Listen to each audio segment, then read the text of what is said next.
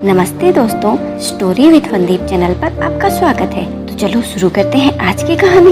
एक नदी के किनारे एक जामुन के पेड़ पर एक बंदर रहा करता था।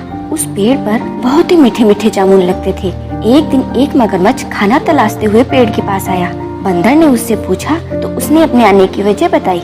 बंदर ने बताया कि यहाँ बहुत ही मीठे मीठे जामुन लगते हैं और उसने वो जामुन मगरमच्छ को दिए।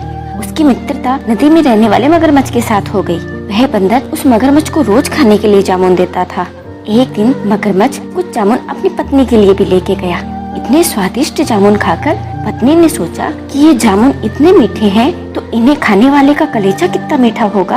उसने अपने पति से कहा कि मुझे उस बंदर का कलेजा चाहिए और वो इसी जिद पर अड़ गई।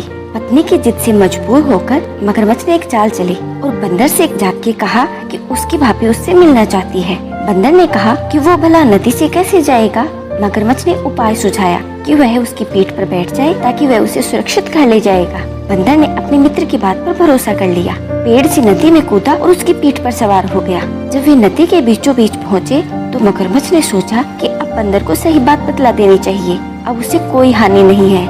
उसने बंदर के सामने भेद खोल दिया कि उसकी पत्नी उसका कलेजा खाना चाहती है। बंदर को बहुत धक्का लगा लेकिन उसने अपना धैर्य नहीं खोया। बंदर ने तपाक से कहा, ओह मेरे दोस्त, तुमने यह बात मुझे पहले क्यों नहीं बताई?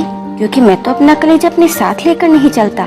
मैं उसे संभाल कर जामुन के पेड़ पर रखता हूँ। अब जल्दी से मुझे वापस नदी के पास लेके चलो ताकि मैं अपना कलेजा ला सकूं और अपनी भाभी को उपहार दे सकूं। मूर्ख मगरमच्छ बंदर की बातों में आ गया और उसे वापस नदी के किनारे ले गया। बंदर ने जोरदार एक छलांग लगाई और सीधा जामुन के पेड़ पर चढ़ गया और क्रोध में भरकर बोला, मूर्ख, कलेजे के बिना क्या कोई जिंदा रह सकता है? जा, आज से तेरी मेरी दोस्ती समाप्त। इस कहानी से हमें ये सीख मिलती है कि मुसीबत के क्षणों में भी धैर्य नहीं खोना चाहिए और अनजान से दोस्ती सोच समझ कर करना चाहिए। उम्मीद करती हूँ आपको ये कहानी पसंद आई होगी।